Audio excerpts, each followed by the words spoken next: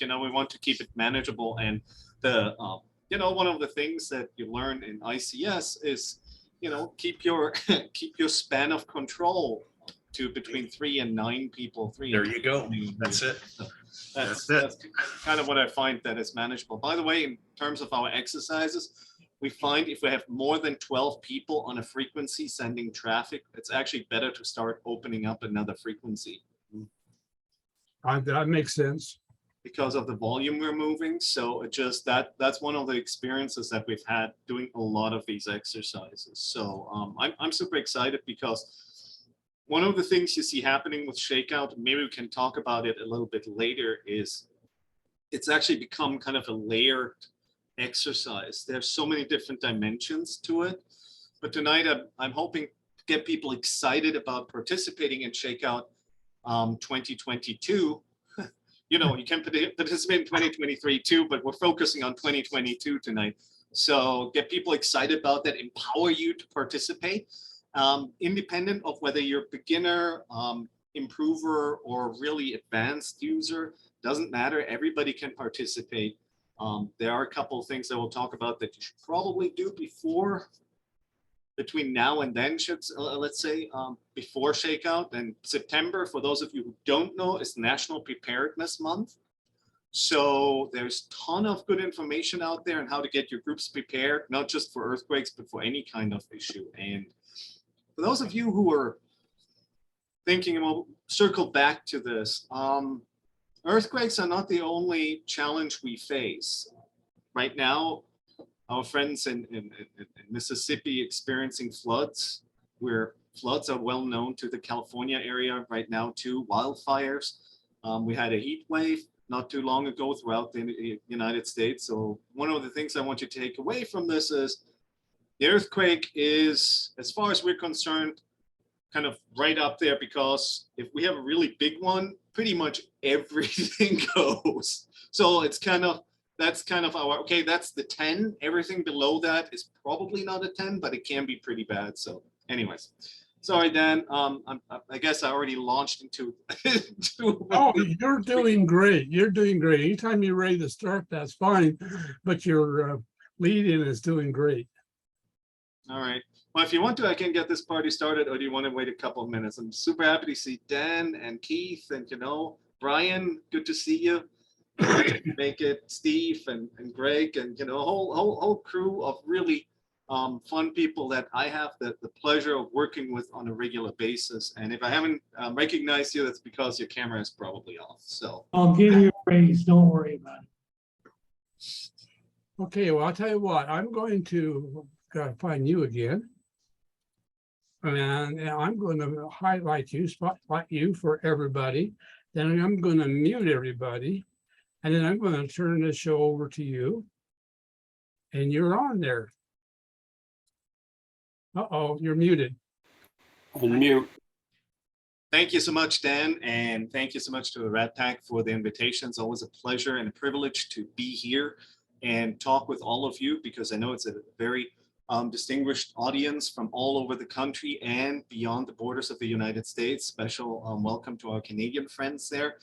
Tonight, we're going to talk about Shakeout 2022 and how we exercise, especially in and around the California area.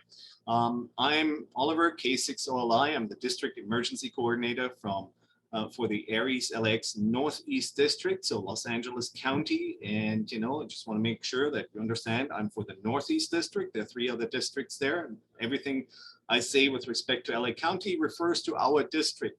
I'm full disclosure, member of the Winlink development team. So you'll hear a lot about Winlink tonight, in large part because the Did You Feel It exercise option only exists in Winlink.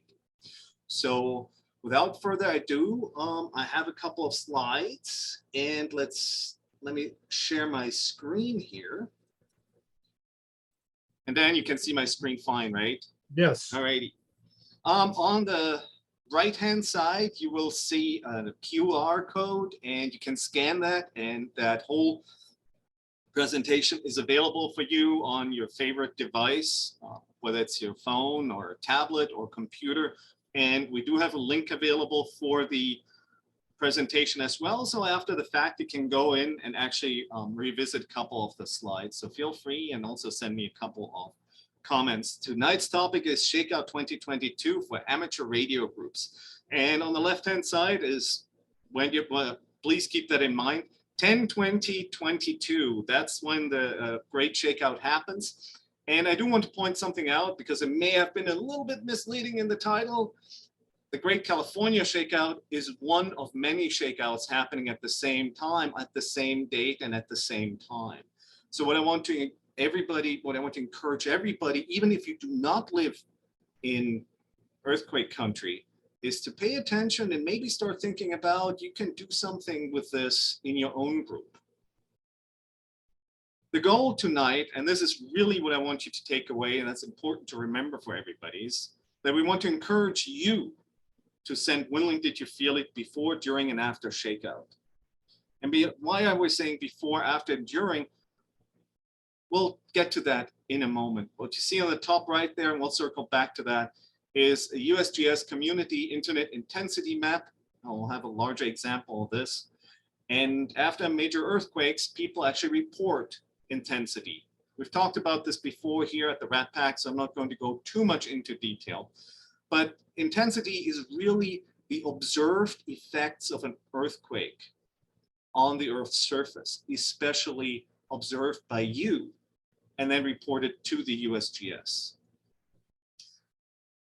And the way to do this is to actually exercise. What I also want to encourage everybody to do is make the exercise within your comfort level and your comfort zone. We'll talk a little bit about how we think exercises can be run.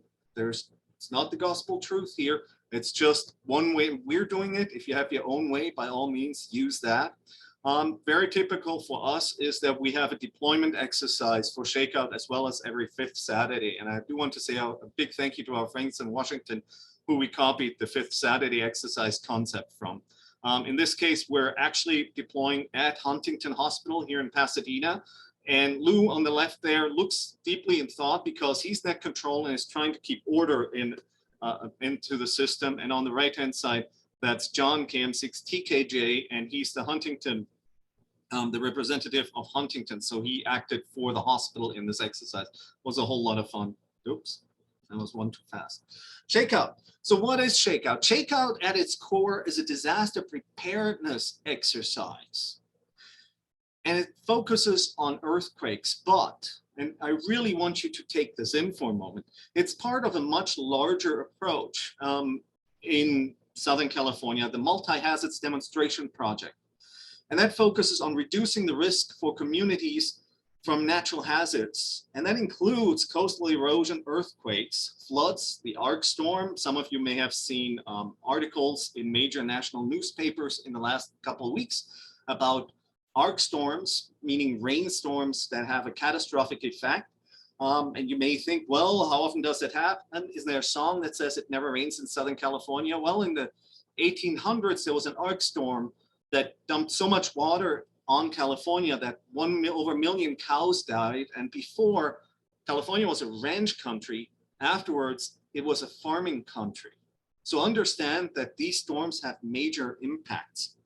Landslides, tsunamis, wildfires, and more. And for those of you who've ever driven in LA, you know LA drivers are certainly a hazard whenever you're driving out on the streets.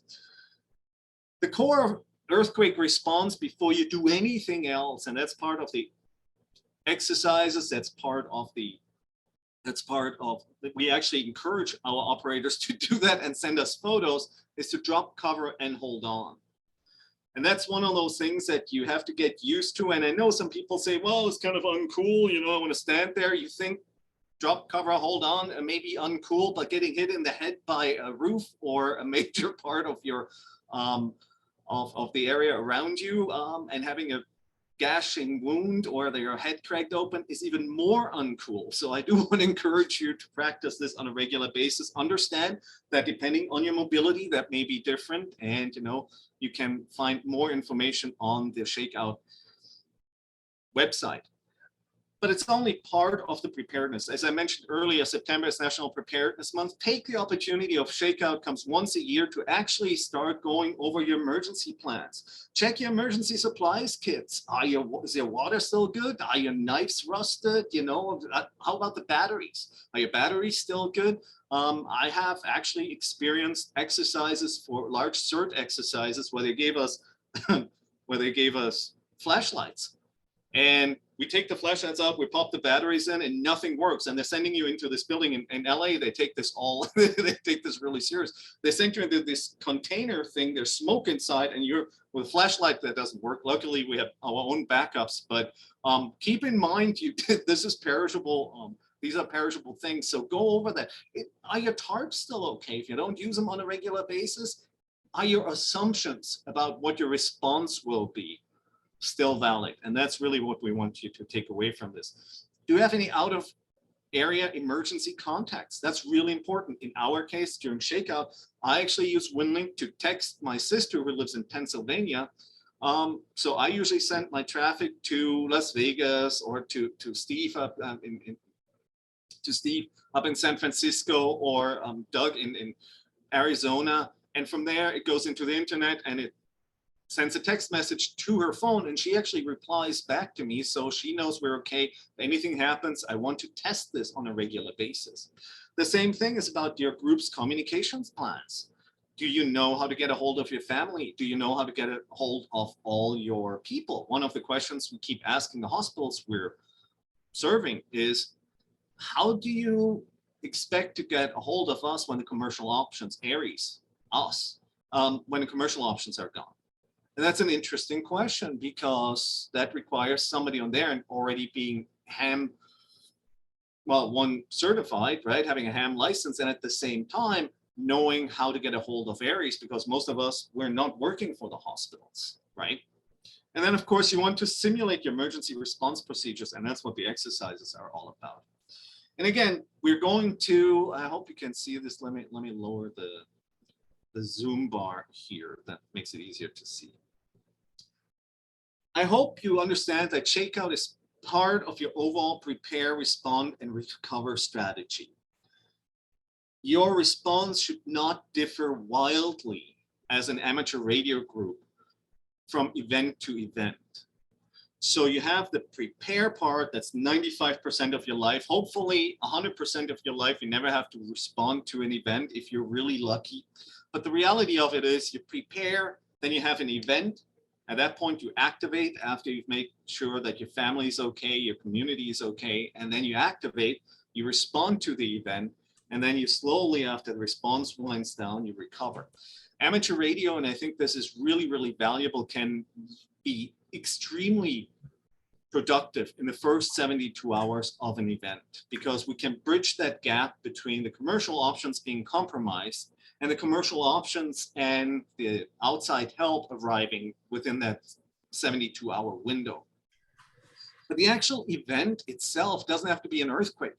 It can be a windstorm. It can be, I lived in Florida for many years, it can be a hurricane. It can be tornadoes. It can be whatever you want it to be.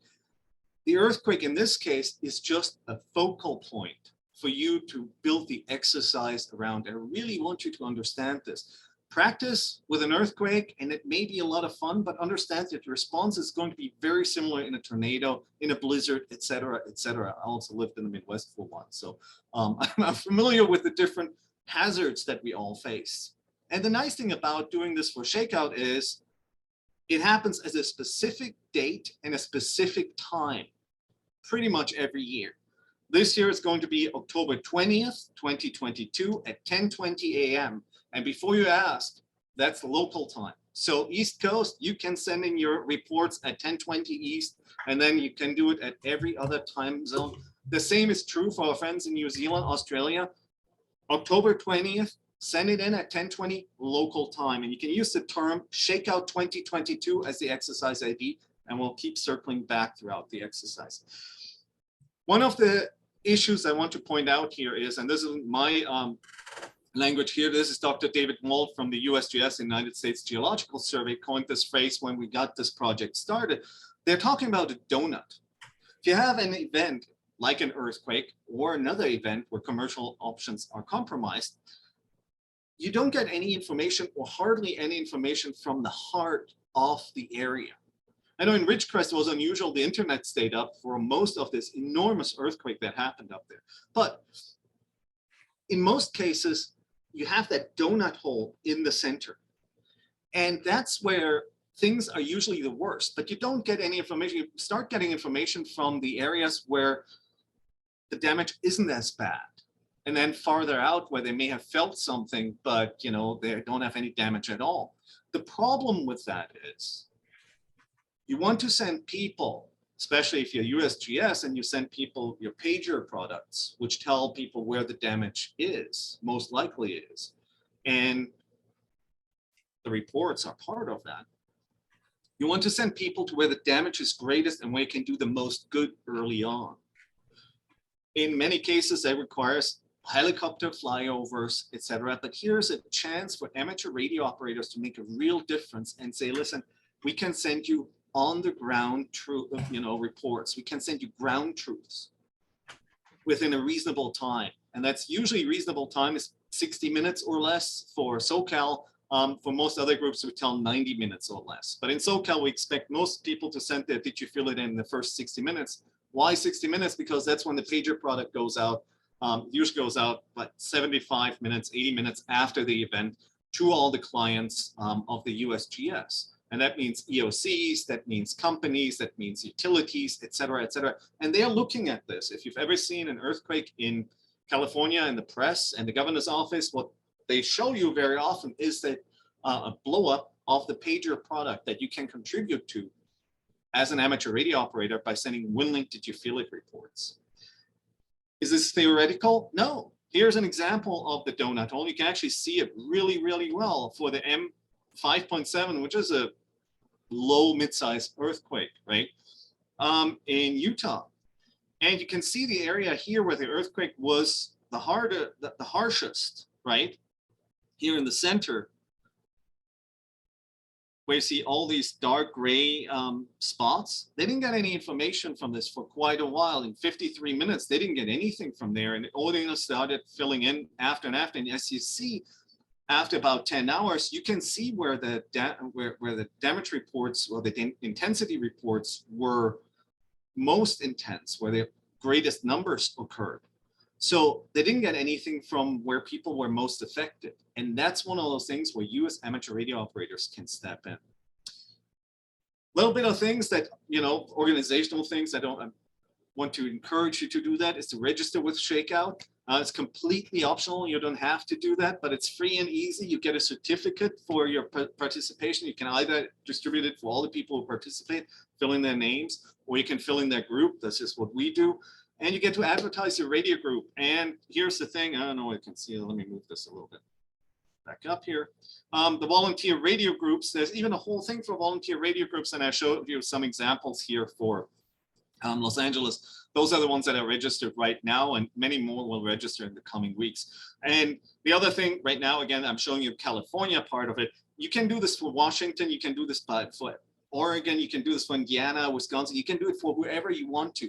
It doesn't have to be California, but it's great if people are looking for this kind of information. They heard something about the news. You can give them a website and they can click on it. They can find you on there. So it's free advertising.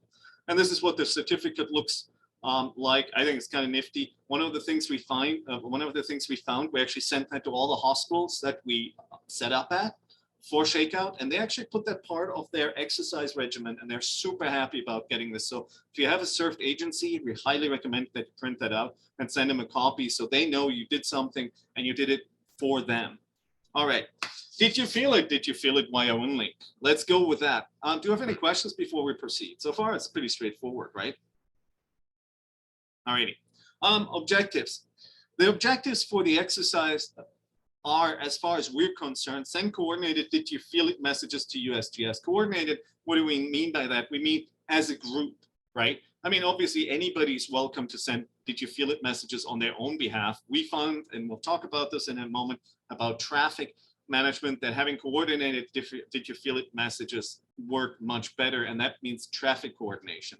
Aim for sending most Did You Feel It within 60 to 90 minutes of the event. Again, the reason for that is because the first pager product comes out within like 60 to 90 minutes. So you want to get those reports in, especially if you're in a hard hit area, under 60 minutes. And for us, this is one of the key results that we're looking for afterwards. And we also want to encourage widespread amateur radio participation. The first year we did this, we had around 120 people participating. Then ETO got involved last year, for example. We had 775 stations sending in reports, so outstanding work there.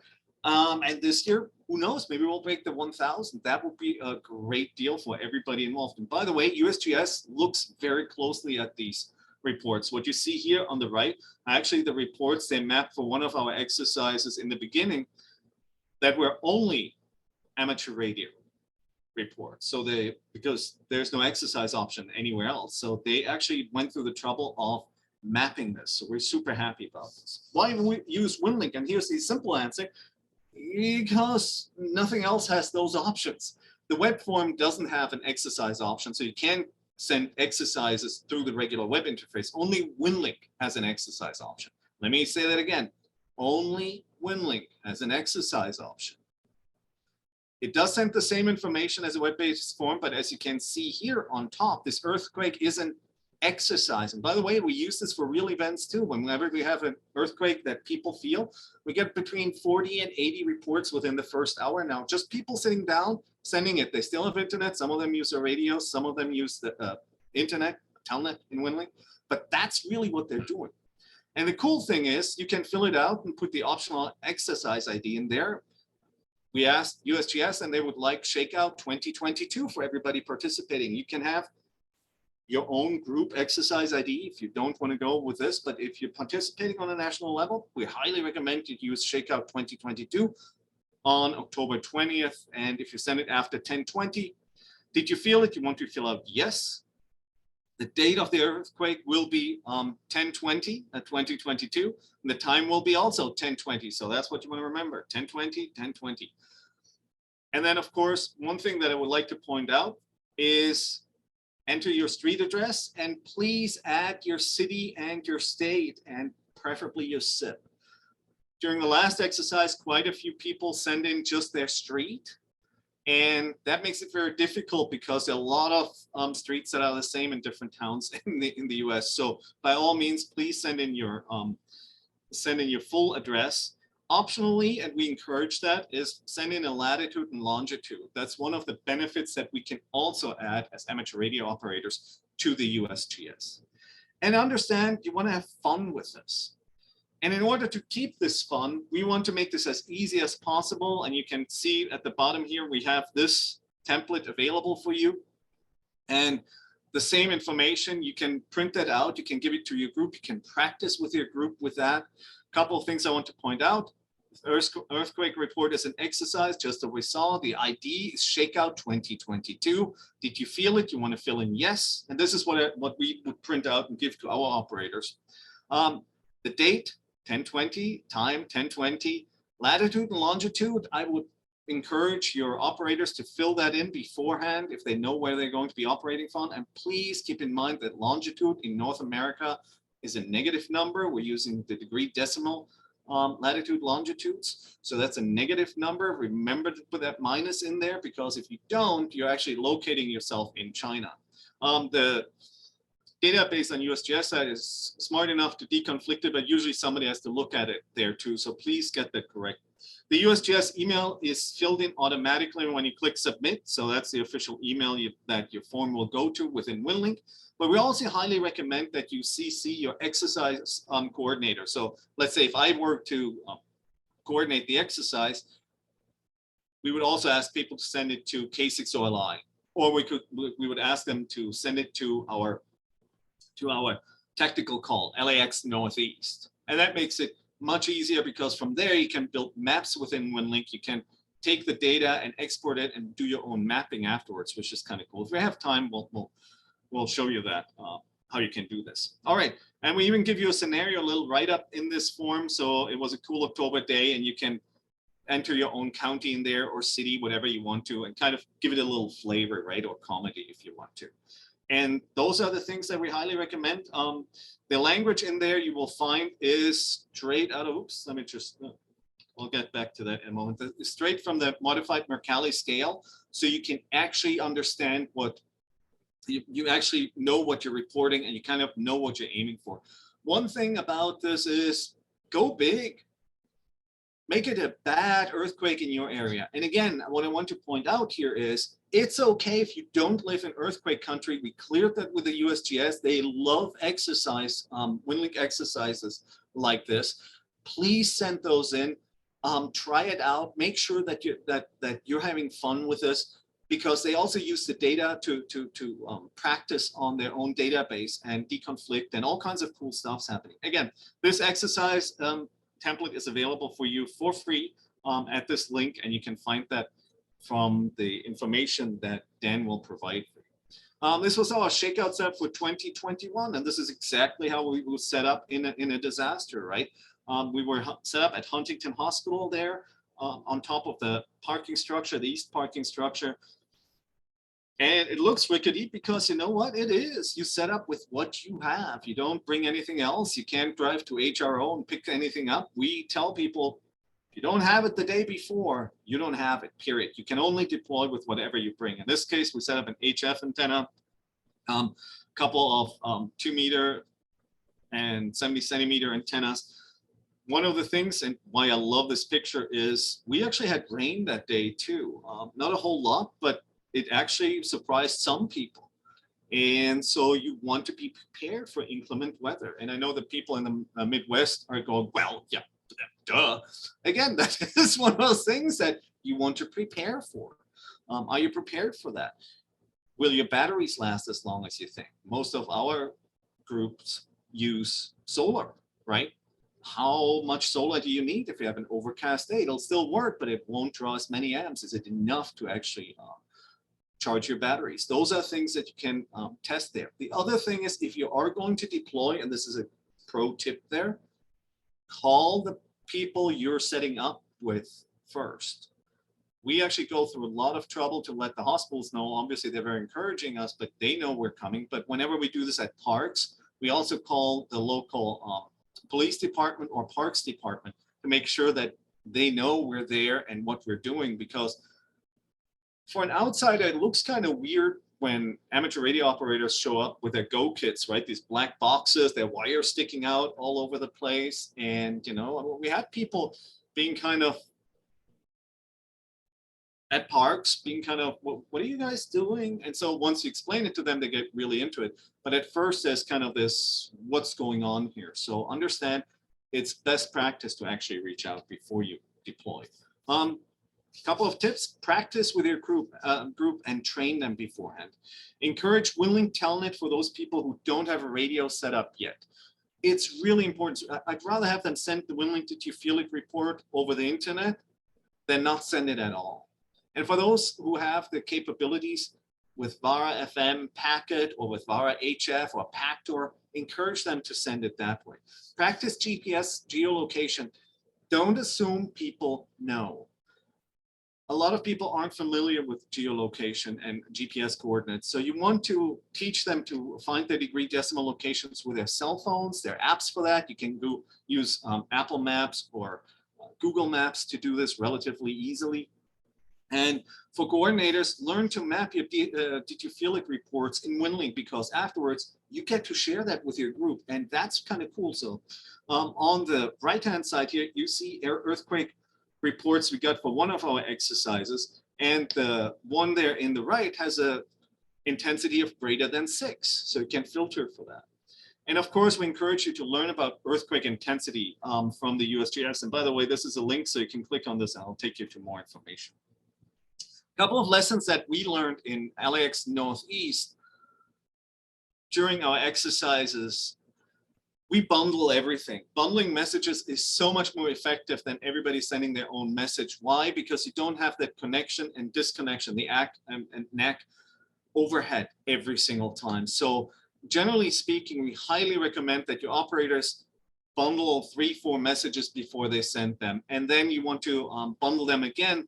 We usually do this on local gateways. And then one gateway sends it out to, let's say in this case, Steve, K6SDR, it could be N0DAG, it could be KO00000, could be one of the many assets, Winlink assets and gateways, HF gateways in the area. But if you have on the gateway, let's say 10, 15 messages or 20, 30, 40, which very often happens, it's actually much more efficient for that one gateway to hook up to another gateway and send that traffic. Much more effective than 20 operators all hopping on HF and blocking each other.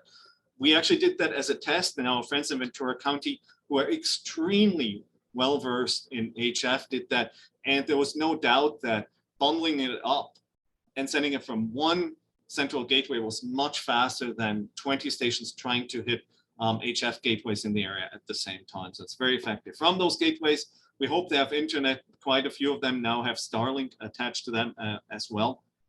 And from the internet, it goes straight to USGS. Usually takes less than a minute or two after it reaches the HF gateway. There are ways for us to check, but it's really kind of cool. All right, exercise examples. Let me talk you again through that. Couple of things that I want to point out about exercises, and I will repeat this over and over again for Shakeout 2020 and beyond. What we want you to do is to practice within the scope you're comfortable with. If your group's a beginning group, then practice simply, one or two things. If you're an experienced group, add more. If you're a group with a really advanced standard operating procedure, then pivot and practice that.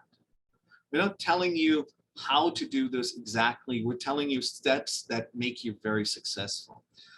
It could be as simple as, and let me move this down here, basic functional exercise. They can be extremely effective. We recently did one called SoCal Shifting 2022.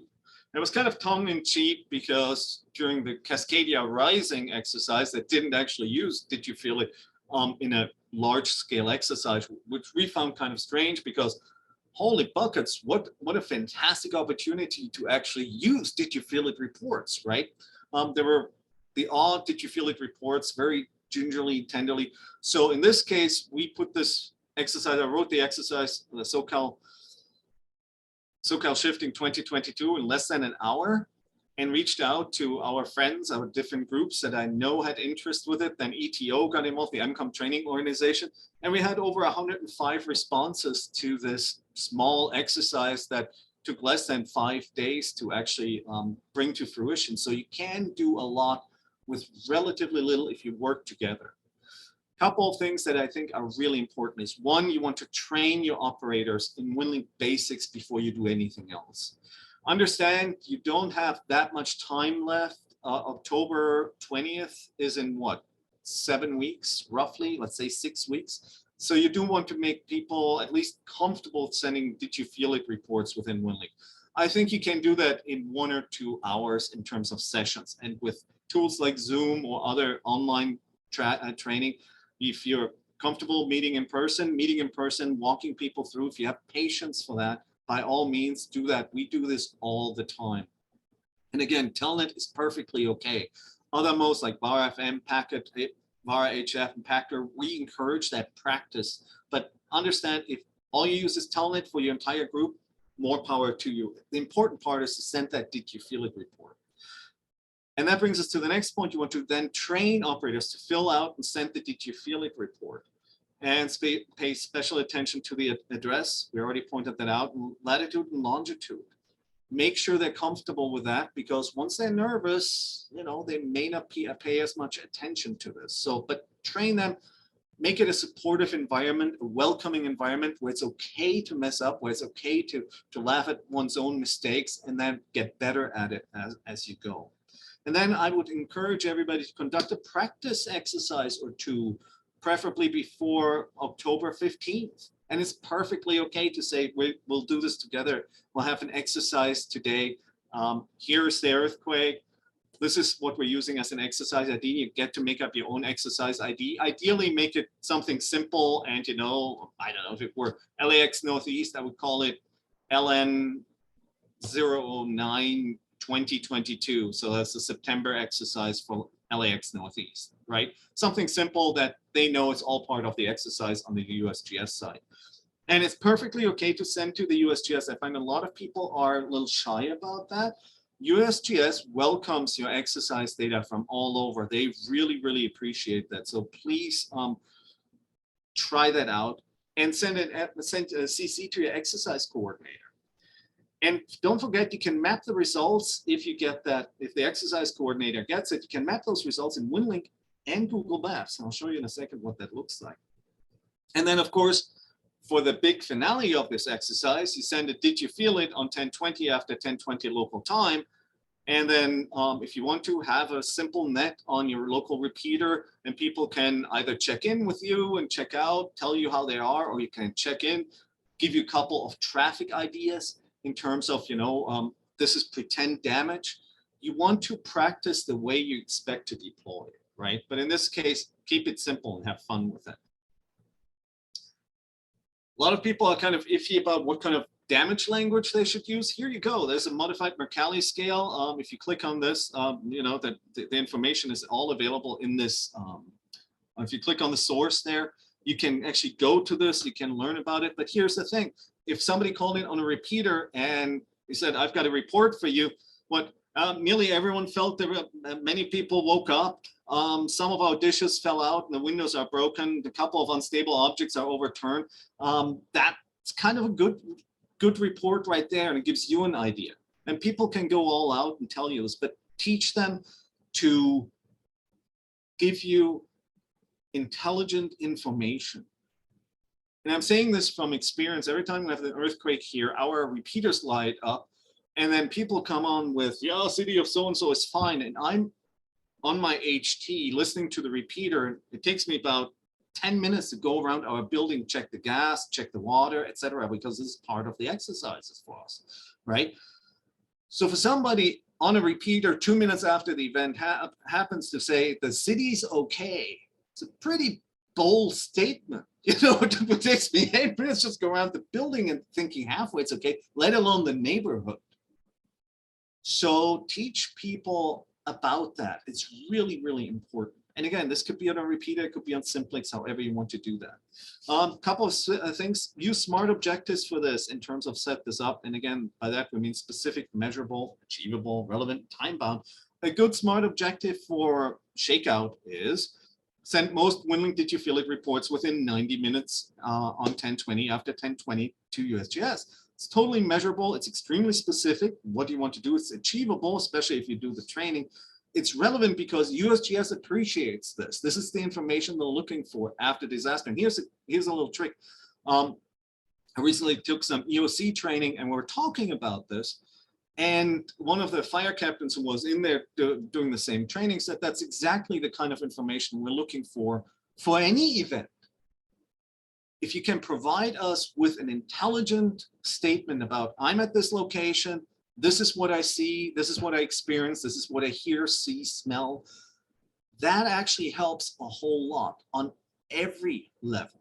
So again, it's not just earthquakes. You want to think about it in terms of all kinds of hazards and disaster. And it's time bound because it tells you 90 minutes. Again, in SoCal, we expect people to be 60 minutes or less, right?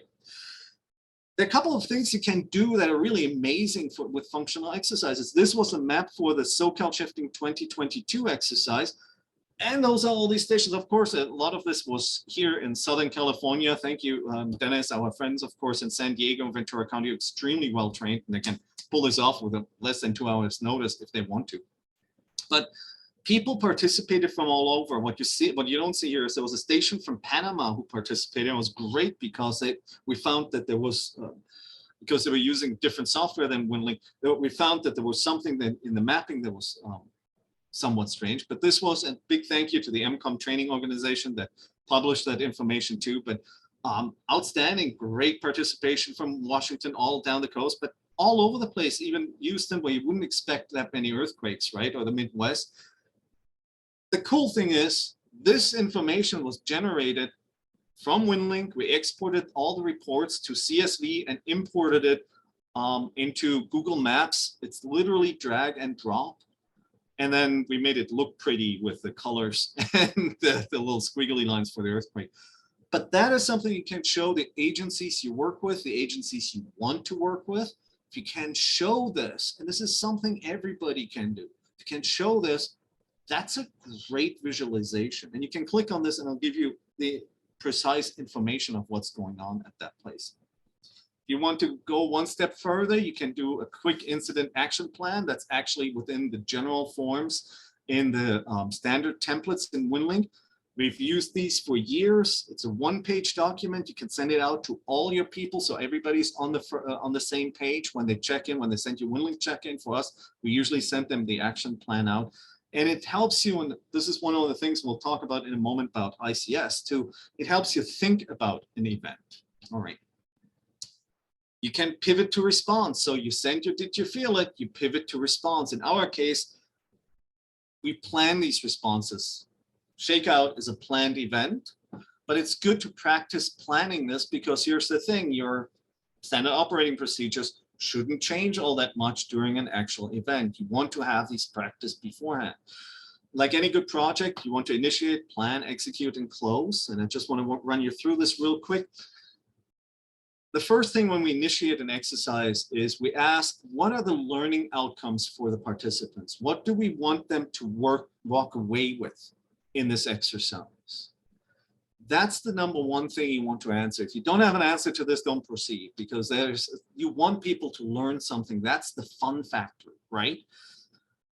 I was recently involved in an exercise where I asked that question, what do you want the participants to learn? The answer was to communicate. It's a noble goal for a radio group, but that's kind of assumed. It's kind of to breathe through the entire exercise. Congratulations. In our case, it would be, in this case, you know, how to provide intelligent information to the USGS using the Winlink Did You Feel It form. That would be a great learning outcome. You could add something, how to use Winlink via packet, how to provide voice reports on a repeater. Those are things that are valuable for people. How to send voice traffic on a repeater. Those are things that are valuable. Next question is, who do you want to participate? Do you want it to be your group, small group? Are you comfortable with that? Do you want to reach out to other groups in your area? Maybe your local group. In our case, we work a lot with DCS, hello Keith. Or do you want to make it kind of a regional exercise like we're doing going forward for this exercise, in addition to having our local exercise? So we've got a local layer and we've got a regional layer to the exercise. In that case, for us, we'll reach out to San Diego areas, we'll reach out to Dennis's group. We reach out to Ventura, our friends, you know, Orange County wants to be involved this year. So Riverside hopefully will participate. We really ask yourself, who do you want to participate? Because that will inform how you're going about planning it. And then the other thing that's part of the initiation process is, what does success look like?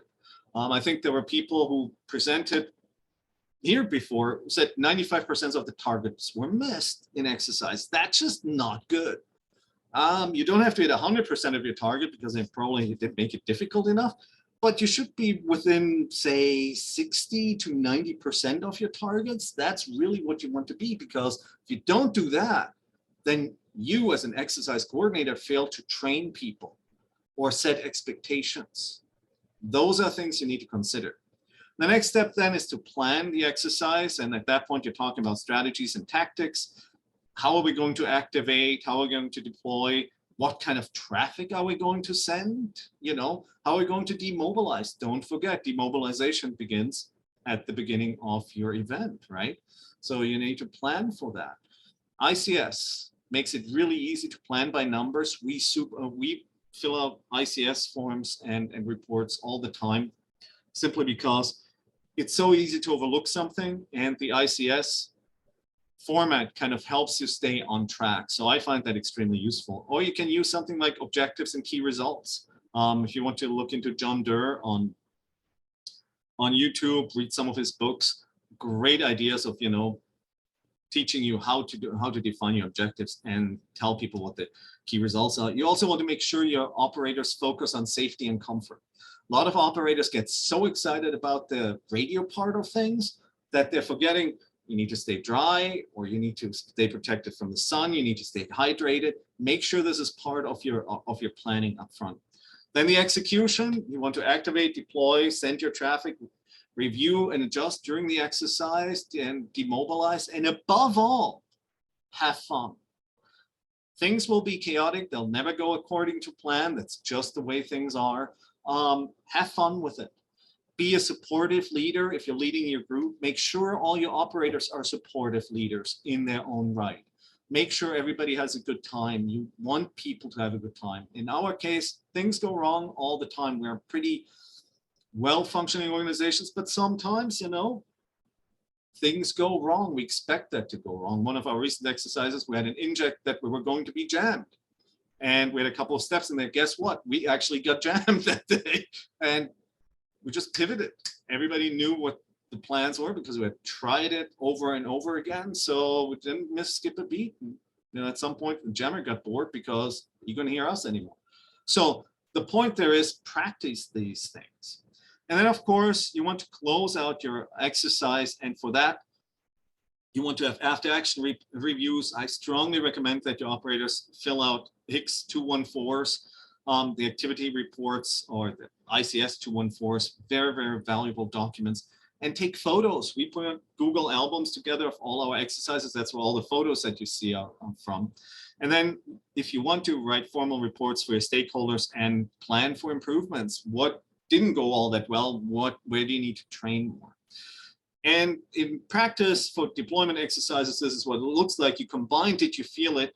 We usually ask our operators to send the did you feel it from home with their go kits. It has a big advantage. They actually know their go kits are all together and are working before they leave the house, right? And then we pivot into our standard operating response. So you send your did you feel it? And there's a video. This is why the link is here. It's a video at the end of this where you can actually watch it, especially if you're watching in Chrome. And if not, then there's a link on there where you can find that. And then activate per your standard operating procedure. Typical traffic would be check-in, status reports, you know, ICS 213s, HICS forms, etc. And then eventually checkouts. That's a big deal. Our group tends to check out both on Winlink and on voice. And then we ask people to send a checkout and text the exercise coordinator once they arrived at home. That's how far we go with tracking where they're at throughout the entire exercise. One of our districts, they never practice checkouts. It's check-in and sayonara. So for our major statewide medical health exercises, whoever's their net control spends the last hour of this tracking down people who fail to check out. I find that very frustrating, but that's the way it is. So checkouts are a big deal. And then planning, go ahead, use the ICS 202, 204, 205, and have your people 214 as a basis. And the question is, where can you find that? And here's the answer, Winlink. The Winlink ICS has everything that you need in order to put together an intelligent IAP. And how do I know that? Because we've actually showcased that at the LA EOC, and they really like having this in kind of that format as a backup. So it's great. So Winlink has those forms. Voice traffic, practice voice traffic. We do a lot of Winlink, but last month we did a lot of voice to digital. So we sent voice traffic and people had to transcribe that into digital. It's not as easy as it sounds. And so they entered it into Winlink forms and then sent it on behalf of that station, sending it via voice. Great thing to practice. Aries groups in general, I think, need to practice more voice traffic. HICS forms for hospitals, deploy to parks, EOCs, your usual assignments. Again, this is the advanced crew. If you don't want to do that, you want to fit it for your local needs. In our case, APRS is a big deal. We use that on not the national frequency, but our local frequency.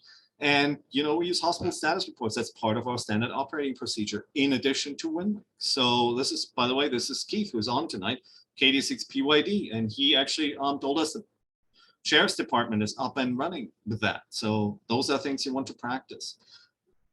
If you want to practice HF, by all means, understand that you may have to be the HF station that gets the traffic, the did you feel the traffic out for stations that don't have that capability. Maybe they're just technicians, right? But here's the thing, you can forward that information on their behalf, right? So you can take that did you feel it and send it to the USGS, and that works perfectly fine. We've tried it with USGS, we've looked into the data, it maps perfectly for them. Here's an example of a long IAP. This is a 202, and we start these. We also distribute those via Winlink in the beginning. And again, ideally use the Winlink ICS forms in standard templates. Makes it really easy to set this up, right? All right, couple of pictures because it's all about the people. At the end of the day, it's about your community, protecting your community, and having fun. Again, I can't stress this enough. You want to make this fun for everybody. On the top left, you see Jeff, W2JCL. Some of you may know Chris Mattia from the Wave Talkers back there. And Jeff manages the MAC station, that's the LA County Medical Alert Center station, that actually takes most of the traffic. And that's a tall order. And he's extremely organized, extremely smart, so he really knows what he's doing. Of course, here we got Mike, KM6TKJ at Verdugo Hospital that time. David and Chris, well, many of you know as David KK68 at Kaiser. And by the way, that time for this particular exercise, he had told Kaiser he was coming to this parking structure, but apparently whoever he told didn't tell the security people. So there are 4 of their armed security guards approaching him, asking him why he was setting up a tent. So it all was resolved in because he's got a proper pass and everything. But understand, you want to make sure people know you're there. And then of course, this is Arcadia Hospital here, and they've been working really well. And that's us up there at Huntington again. So this is an advanced version, but you can't just keep it simple. That's okay. If all you do is send, did you feel it on 1020 at 1020, you're the man or the woman, whatever the case may be, right?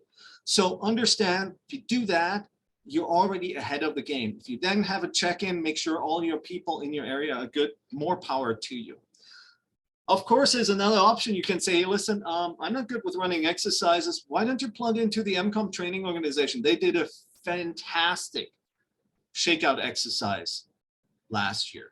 And if you work with them, you've got another 5-6 weeks that you can practice with them, sign up with them today, and they'll walk you through the exercises. Pretty straightforward. They have these long step-by-step instructions. They're really nicely done. The other thing I want to mention is you don't have to do the exercise on 1020. For us, we do have a very small response on 1020 itself, but there are a lot of other groups that are doing stuff and people may have time conflicts. We actually have the big regional exercise on 1022, and that's perfectly okay. Hawaii does it a week earlier at 1015, and they sent their did you feel it reports. You can do did you feel it report based earthquake exercises any day of the year you want to.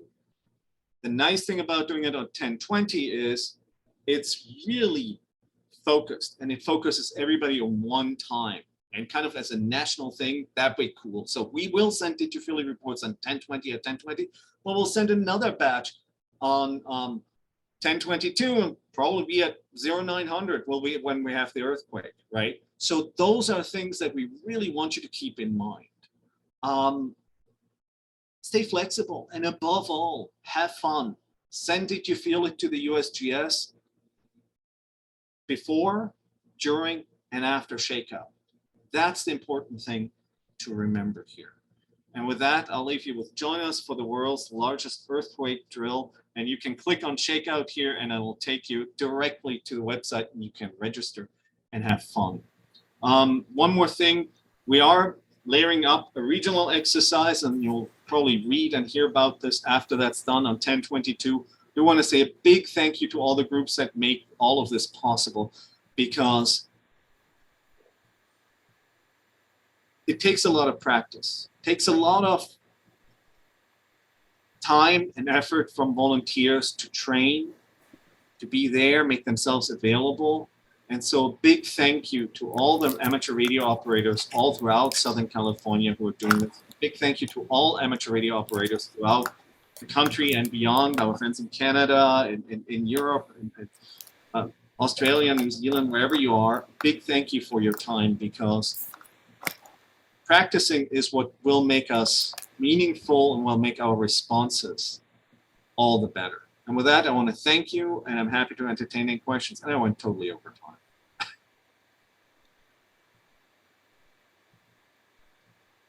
I think you answered this one, Oliver, but Pardon? the question in chat from Brian, can you send a did you feel it report for someone else, or is the report tied to the Winlink station operator?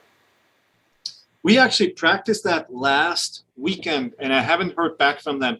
My feeling of it is, yes, absolutely. As long as you put in the comment who you're sending it for and the address is their address, not your address. And make sure if you're using GPS coordinates that you're using their GPS coordinates, not yours, right? But that's a good question. We actually did that as an exercise at our activity day last Saturday, and our USGS contact the person who runs the database is actually right now on a plane, or else he would have been here for a conference. And so this is one of the things. But we can confirm that for you. My thing here is, if you have a report and you want to send it for somebody on somebody's behalf, by all means do that. And again, we put it at the send on behalf, and then we put the call sign in there, and then that makes it absolutely clear, because they read the comments. They actually read all the comments, and that's really, really valuable. So USGS goes out of its way to do this. Great question. Anybody else? That's all the questions in the chat. Dan, does there anyone have their hand raised? I don't see hands raised. Nothing in chat. Any questions, put them in chat or raise your hand. Okay, there's one more in the chat. Little Dan wants to know, have 309s been useful for your after action reports? Not for the the agencies, the AHJs, as Dan puts it. They really don't care. I mean, the simple fact of the matter is, and I want to drive that one home, by and large, they don't care how we do it. They care that we pass their traffic. That's something that is really, really, really important to keep in mind. So please keep that in mind. And there are tons of resources on how to run exercises, and you can make it as complex as you want to. I like to keep exercises simple, because here's the thing. You can have simple solutions to complex problems, but you cannot have complicated solutions to complex problems, because the problems will overtake you. So keep your responses simple. Keep your actions as simple as you possibly can. The more complicated you make it, the more difficult it gets for you to respond quickly to changing environments. And you can get really complex systems with lots of simple decisions. Anyways, that's one of those things. So yes, the 309s, we have them for our review afterwards when we do our, we usually have an after action right after, where we meet at a restaurant to also celebrate a little bit. But we do an after action, everybody in our after action speaks. We ask for one thing that went well, one thing we can improve, and did they have fun? That's what we ask everybody. And then we do a more formal review at our meeting, where we look at the 214s, the feedback we got through that, where we look at the 309s, we look at all the maps. So that's all part of the process. Once the exercise is complete, the response is complete, you go into the closing, and that's a long process for us. That usually takes 3-4 weeks to actually go through everything and make sure everybody's voice is heard. All right, we've got Dennis here, has his hand up. Yes, it does. Let's pick him up. Dennis, go ahead and take it. Well, thank you. And first of all, thank you, Oliver, for joining us tonight and doing the presentation. Personally, I really appreciate you doing that for us. And it's always great to hear you speak, and you always have a lot of great information for us. And I really enjoyed working with you guys last year on the Shakeout with our group. One question, you talk about bundling Winlink messages, and I know Steve put something in chat about that. So what I would imagine doing here would be, we have about half a dozen to 8 operators in the Valley here on Winlink now, and I would expect them to send their messages to one point via local 2-meter RFM. Maybe a host to peer-to-peer from one host to another host. And then we would bundle those and forward them to bundle them. We would forward them off to an HF gateway, one of the typical ones, like you said, yeah, SDR or Las Vegas or Mexico, one of the gateways that works really well for us here. I'm presuming that that's what you're talking about, is doing something like that. Wasn't quite clear what you were talking about. Did that make sense? I hope. That's absolutely exactly, Dennis, what I'm talking about. That's Okay. precisely it, because it's so much more efficient once you have that connection and you have a stable connection for one station to just shove all that information out. It'll speed up proceedings and you're not blocking 10, 20 HF gateways at the same time. So if you recall, last year we had one station in San Diego who tried to send a 3K message, a really small message, for over half an hour. right. And because they were using a gateway all of us can reach for that half hour, because it was stuck on that one frequency for half hour, it blocked everybody else from sending out. By the way, in our case, when messages aren't being sent in under 3-4 minutes, our instructions are break off the connection. Something's wrong with your antenna. Mm-hmm. You know, if you have a bundled messages, obviously then the window needs to be expanded. But for single messages, you shouldn't be on there for more than 3 to 4 minutes. That's just the messages are too small for that. Yeah, that makes sense. Yeah. I'm just looking at Dan's comment there. Yeah, bundling. Basically, I would be receiving a number of messages and then just forwarding them is what I'm doing. Yeah, that makes Absolutely. That's perfect sense. You know, they can send it to you as a peer-to-peer message. They can send it to you on your gateway and you forward it. Then Right. you can set it up that Any way we can do it. Yeah. your tri-mode side of things takes the traffic in and then makes the connection out. And that's one of the things that you guys do that I recall is that you coordinate the 2-meter links on voice. You actually have like a net control operator that coordinates the data that Winlink transfers, right? Yeah, in our operations, you don't send traffic until we tell you to send traffic. Yeah. Okay. That's a really key point of what our thing is. Sometimes we keep everything on one frequency. Mm-hmm. We've also done exercises where there's voice coordination on a simplex frequency, and then we send people over to a gateway, but everybody sends when we tell them to send. Interesting. Okay, that's We good. don't want that kind of chaos, because you move traffic so much faster if it's Much more efficient. Yeah. if it's ordered. And I like that. maybe the German, that may be the German speaking here, but you know what? I like order, and I think everybody has a better time this way, because the stronger station. And by the way, Mike is on here tonight too. The last exercise we had, we didn't only experience jamming on voice, right, over the repeater system. Mike was also trying out his connection from Tijuana, not knowing that we're having an exercise, right? And at some point, you know, I showed you that picture of KM6TKJ, right? And he's very patiently waiting for Mike to stop experimenting. And I could see it was Mike on there. I said, listen, he's in Tijuana. You're 5 miles away from the gateway. Your signal is always going to be stronger. Just kick him off. Kick him off. This is an exercise that he'll understand. And Mike, of course, was very gracious about that. Funny. Those are things you want to practice. And by the way, during Shakeout, our gateways light up like crazy. And with overdriven signals, you hear all that stuff. So you want to practice this. And the nice thing is, with everybody doing it at the same time, you definitely can do the gap analysis and you see where things go wrong. So thank you so much, Dennis, for Well, thank you for what you do there, Oliver. And we always appreciate that, and glad that we get to participate with it. So I'm good glad stuff. to Thank have you. Very helpful. Another question in the chat. Is there a tutorial or exercise you can point some of the people that aren't that familiar with Winlink to, so they can get some practice before the Shakeout? Oh, absolutely. Wave Talkers at wavetalkers.live, and I have links in the presentation if you want to click on that. They have a whole 5-hour series of walking you through Winlink step by step. You can go they're on every Sunday at, I think, 1 p.m. and you can ask them questions. So I would start with that. If you've never done Winlink, work your way through those 5 hours. You will learn so much about the basics of Winlink and how to operate it. It's really time well spent.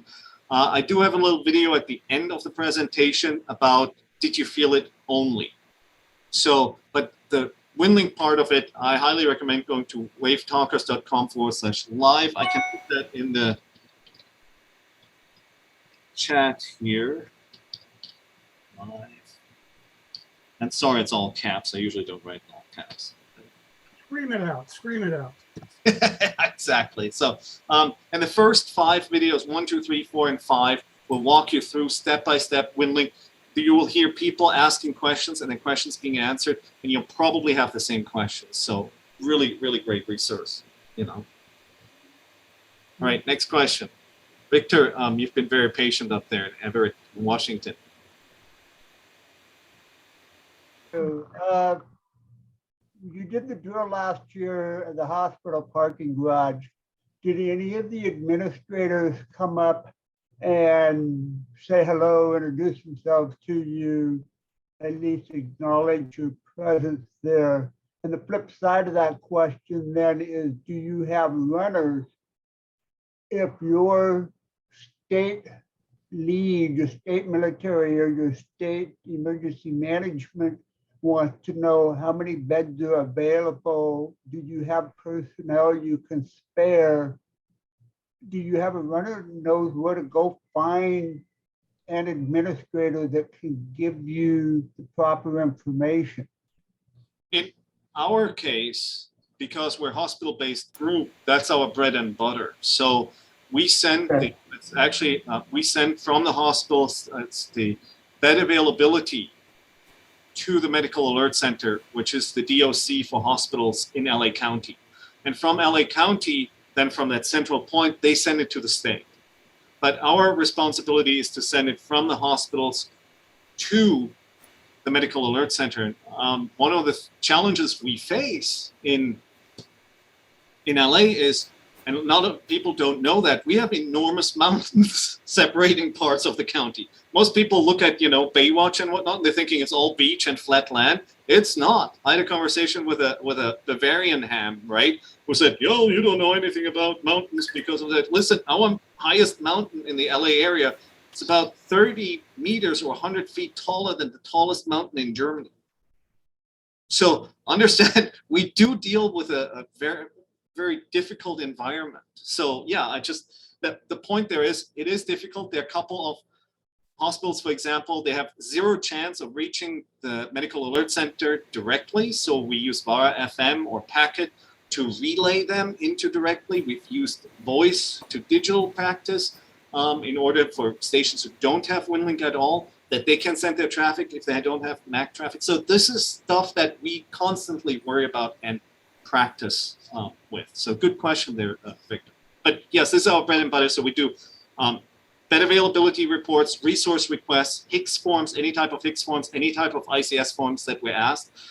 Our hospital emergency managers are always alerted to our presence. In last year's Shakeout, I actually sent a text because Saturday, emergency managers in LA don't work Saturday, Sunday. They usually have a deputy do the work there. But I sent her a text via Winlink. And I went through Richard's Gateway in Las Vegas, right?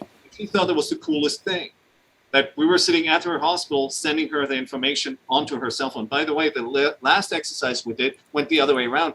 The Kaiser, the emergency manager for Kaiser Los Angeles Medical Center, one of the largest hospitals in the area, actually sent a text to his ham to actually for a resource request to be sent.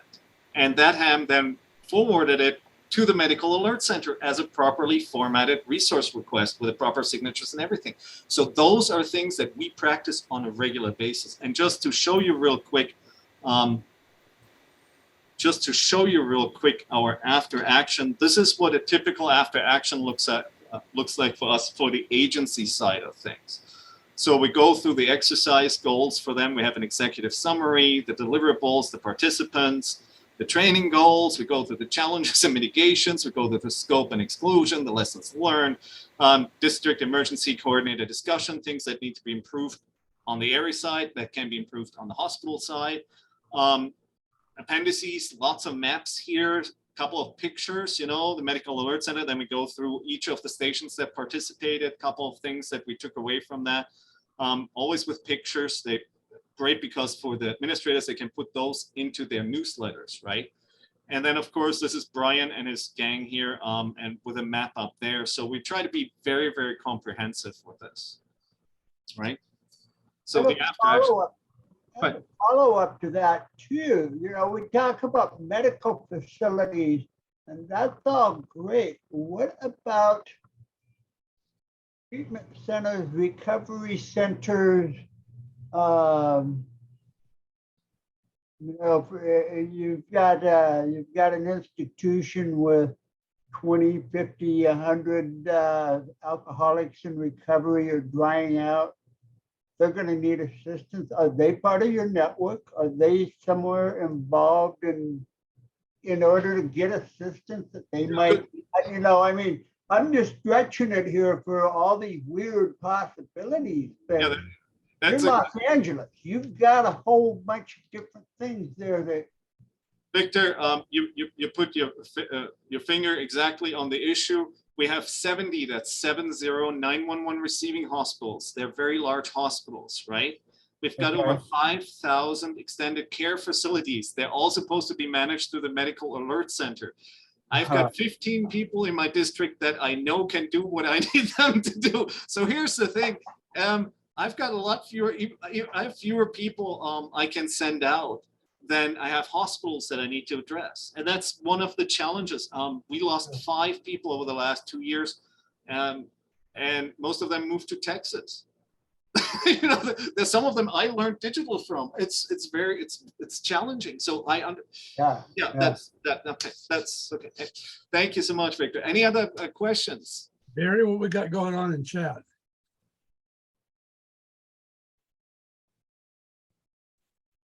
Distributing info is the job of the MAC. That's correct. So the Medical Alert Center, that's actually really cool. They set up an EOC, a full-blown EOCs with the vests and everything. And we actually report directly to the director of, the logistics chief.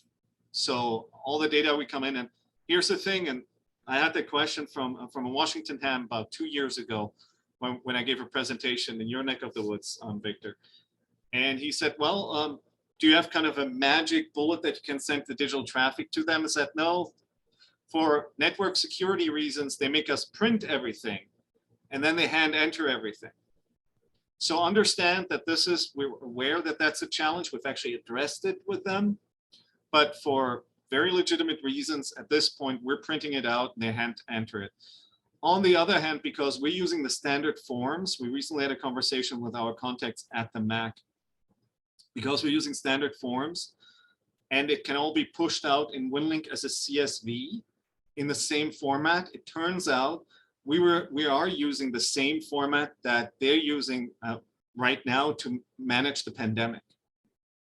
So during a major emergency, we could literally just give them the CSV and they can load it into Excel and apply their filters if they disconnected from the network, right? So that is an option that we've already addressed. So we're trying to be very forward thinking with this. We all understand that you all have the same issues there. So just thank you so much for your patience, right? Okay, there's more going on there in chat there, Barry, go ahead.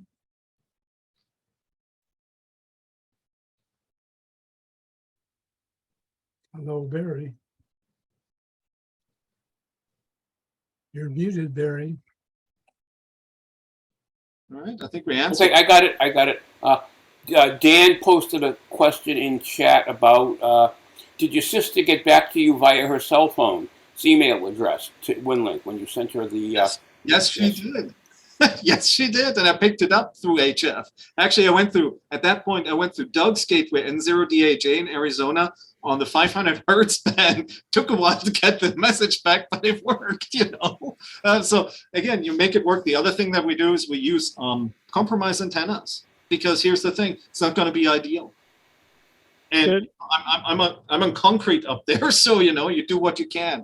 Understand, this is a lot of that is practicing what you expect. The question was, had you previously whitelisted your sister's cell phone email address? I send her a Winlink message every now and again, and it automatically puts her on the whitelist. Okay, but that has to be the case for somebody that you want a response from if you're going to use a cell phone via the cellular provider capability of Winlink messaging, right? Yeah. And again, once you send out the message, they're automatically on your whitelist. We found that some cell phone providers use a different domain, and so it may not get back to you. In our case, because everybody we know uses Verizon, that's not as much of an issue, but there's some providers that actually contract out their service that may not come back. And that's something you, as Dan, as you point out, you want to practice way before. Yeah. And so you're doing earthquake communications and you really want to get up on the roof of the hospital or the parking lot? Here's the thing, and that's something that a lot of people don't think about. When those 1,500 people a day come in looking for medical help, the triage is going to be at the parking lot, and that's where you want your communications to be. The other option we have is in the EOC, because Huntington is brilliant to work with. They actually put up a brand new HF antenna on top of the roof. They redid all the cabling, everything. It's a 100-foot drop from the top of the roof, but you're in the EOC. It's actually really loud most of the time for amateur, for radio to operate, number one. And number two, we've had exercises where the operators weren't close to where the action was, and that created issues. So you want to be as close as possible to whoever needs to get, whoever has the communications need. Yeah, that's not the question. The question is driven by my professionally trained cowardice.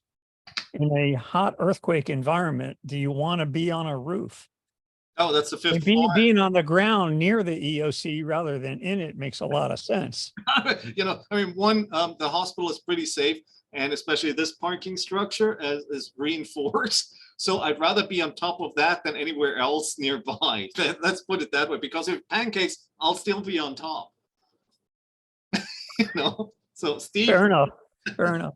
I get where you're coming from. Steve, you had your hand raised. Thanks. I just want to make a comment here. Paul Tuttle made a statement that the bed report desperately needs expanding, and I want to expand that statement.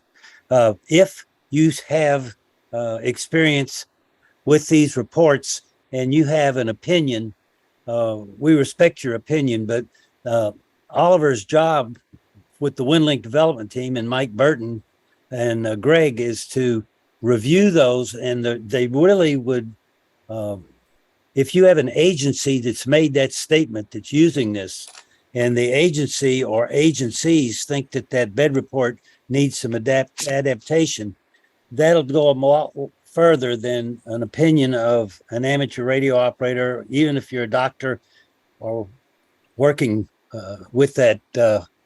If you're working in that agency, it'd be great to get any information about any of our reports, because the agencies, their word is law. We're just there to assist them. So if you have an agency that's been complaining about the bed report, just take your suggestions and send them to Oliver and duck. Yeah, and I can tell you right now that the LA County bed report, we're not making any changes, because it's literally an exact copy of the LA County pre-hospital care manual official bed report, just like all the other forms that we use. Yeah, there you go. Every single one of them is a copy. We even went as far to copy every single typo they have in there. And there's a reason for that. So, Oliver? Yeah. Ask him what the form version is and what folder is in that he's talking about. right, but the LA County bed availability report is an exact copy. And again, that's what enabled us to, if we had an earthquake during the pandemic, we could have plugged straight into their system and they could have taken the data straight from, they wouldn't have missed a beat. And that was a really empowering conversation we had there. Apparently, he's talking about some other bed report form. We need to find out what it is, and he can send info to you. Okay. Yeah, I wouldn't send the LA County bed report to Oregon. They would be nice if a lot of those forms were made generic or expanded. Like, for instance, it has a burn burn beds. Well, there's only one burn center in all of Oregon, and OHSU probably has 3 ICUs. So I would have to try to get to some of the hospitals and poll what units do they have. I mean, the one that's in there now is for a small community hospital. And here's the issue, and that's going to be an issue for everybody. Every county has a different bed available bed report. If you look at the San Diego report, and we just redid that, it's an enormous document and it's aimed for web EOC. So they have a totally different view of this compared to us who are aiming for towards ReadyNet. So that really depends on what your organization wants. That and making this generic is extremely difficult because they're always going to miss something, and other people say, "Well, we don't need that." So this is one of those things. If you have a form that we can build it on, and this is now put on my Winlink hat. One of the things that we've done within Winlink is with the forms is that we've been pretty strict about what forms are getting added to the standard catalog. There usually has to be a life safety relevancy. It has to be an official document from an agency that's okay with having that document in the standard forms in there. We don't want to put in anything that people consider internal. That's very important, by the way. So Critical. LA County, we cleared that with them. They know we're doing this. They are happy we're doing this, right? We have a written record of that. And then finally, we want to make sure that there is a form that already exists that we're copying. Making this up as ham radio operators see it should be done is a recipe for conflict. They're the clients, they tell us how it's done. And that's the same thing with everything we do. I ask my emergency manager, what is it you need? I don't go in there and tell them, well, pull up the pants. No, I'm going to tell you what's what. That's not a healthy approach. The healthy approach is to say, we're a service provider. We're here for you when you need us. We practice on a regular basis. Just simple, it's okay for you to practice. Is it all we ask? We don't even ask for a thank you, just simple, it's okay to go ahead and practice. We're happy with that. And so they're the client, they tell us what their needs are. And if we build it around that, MCOM is extremely effective because we're not going left, and they're going right. And understand that in LA, about 10 years ago, there was a movement where emergency managers were looking to get rid of pretty much every amateur radio operators because the radio operators, or some of the radio operators, went in there with this attitude. It's like, I tell you how radio traffic is sent. I know here for Pasadena Fire Department, they locked out their radio operators after an exercise where the radio operators told the firefighters how to send traffic and then started interfering with the agency traffic. So that is an absolute no-go. We're serving them. They're serving the community, and that's how the system works. And if we want to serve the community, we do our best work for the hospitals. And Dennis, by the way, has a phenomenal talk on the RATPAC, if you want to check that out, about his experiences from going from an exercise to a real event. And one of the things you hear, and I encourage everybody to watch this, you hear Dennis talking about is the pivot was really easy because what he did was exactly what he would have done during the exercise. Shadow the incident commander, and whatever she needed done, do that. And that's how you make yourself useful, and that's how you build positive relationships. So if you haven't seen Dennis's talk, I highly, highly, highly recommend it. Alrighty, let's take one more question, and then I think we'll let everybody have dinner. Well, thank you very, very much. He's looking for another question. Anybody got something out there? All righty, cool. Thank you so much. Really appreciate it. And, again, at this point, a plug. I wouldn't be able to do what we do here without the wonderful team in Aries LAX supporting everything we're doing. I'm really blessed that we have a group that pushes boundaries, that operates. We have fantastic friends and neighbors on the north side of the mountains in San Diego, highly trained Ventura County, people who understand what it means that you can't just show up and say, now what, but that you practice, that you have fun with it, that you organize, that you talk with one another.